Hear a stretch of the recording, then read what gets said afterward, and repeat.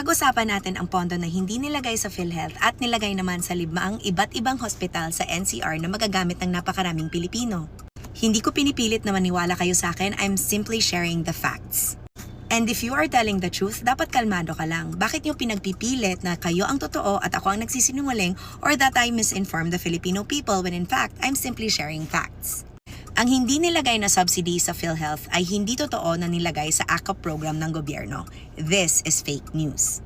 Ang totohanan niyan, ang hindi nilagay sa PhilHealth ay niredirect or nilagay sa 5 malalaking ospital na kailangan din, which is even located in NCR. Number 1, it's the Philippine Cancer Center. Number 2, it's the mega hemodialysis unit of the NKTI.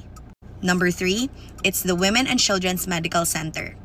Number 4, it's the Philippine General Hospital at ang pagpapalago ng serbisyo at pasilidad nito. And number 5, it's the Philippine Heart Center.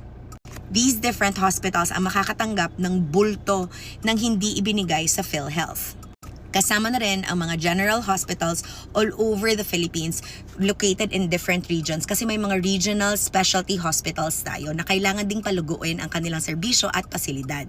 So uulitin ko, ang hindi man nilagay sa PhilHealth ay hindi po napunta sa ibang programa ng gobyerno tulad ng AKAP. That's for another video. Ang PhilHealth po ay hindi nakatanggap ng kanilang subsidy for this year because kailangan nilang ayusin ang kanilang sistema.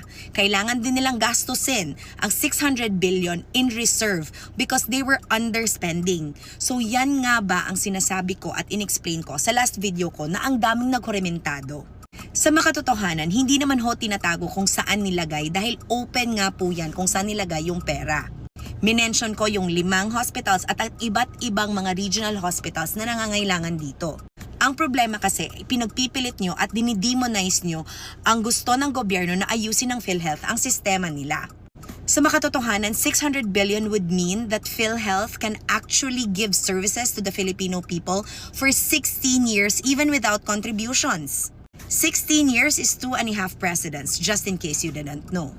Dinidemonize nyo kasi hindi siya nagfi-fit sa narrative na gusto nyo. If you are telling the truth, all you have to do is be calm about it.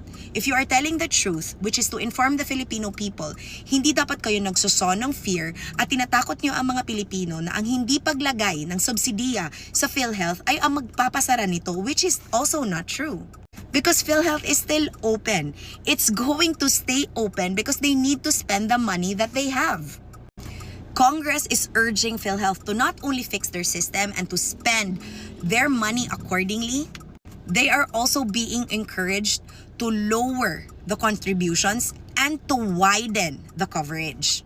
Ito ang ginagawa ng Kongreso, pero dahil nga hindi ito akma sa naratiba na gusto nilang marinig nyo, ang daming iba't ibang versions and trust me, you listen to what you want to and I'm not going to force my way towards you.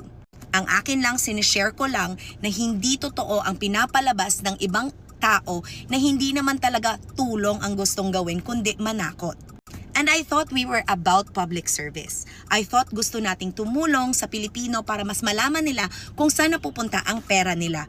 Pera nila. Hindi naman namin inaangkin yan. Kaya para sa akin, if you wanna know where your money went pagdating sa PhilHealth contributions or sa PhilHealth subsidy, this is the explanation. And again, if you're telling the truth, all you have to do is do this with a smiley face instead of being mad and attacking me personally. That's not gonna get you anywhere kasi hindi naman ako apektado dyan. Ingat! Mwah!